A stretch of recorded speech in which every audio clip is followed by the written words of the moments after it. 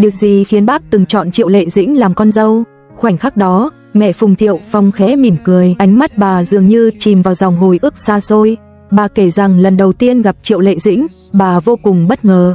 Không phải vì cô nổi tiếng, không phải vì cô đẹp, mà vì con bé cúi đầu chào tôi 3 lần, mỗi lần đều trịnh trọng và lễ phép. Trong giới giải trí, sự lễ phép chân thành là điều hiếm, nhưng Lệ Dĩnh lại khiến bà cảm nhận rõ một điều, cô không cố tạo hình tượng đó, đơn giản là tính cách thật. Triệu Lệ Dĩnh ngồi cạnh Phùng Thiệu Phong hôm đó, nhỏ nhắn, giản dị và có chút ngại ngùng. Cô không nói nhiều, không cố gắng lấy lòng ai, nhưng sự chân thật lại toát lên trong từng hành động, rót trà, dọn đĩa, hỏi han sức khỏe và đặc biệt không nhìn điện thoại một lần nào. Mẹ Phùng Thiệu Phong nói, tôi nhìn một người không phải bằng danh tiếng hay nhan sắc, tôi nhìn vào cái tâm. Trong nhiều năm quan sát Triệu Lệ Dĩnh, bà phát hiện một điều mà bà rất trân trọng, cô luôn dành sự chăm sóc đặc biệt cho gia đình, nhất là cha mẹ.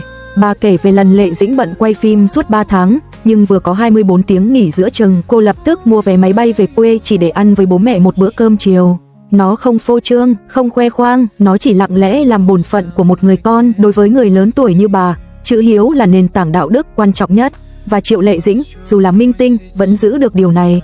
Phùng Thiệu Phong xuất thân trong gia đình giàu có, nổi tiếng từ nhỏ, còn Triệu Lệ Dĩnh xuất thân bình thường, không học điện ảnh, không chống lưng, không tài nguyên.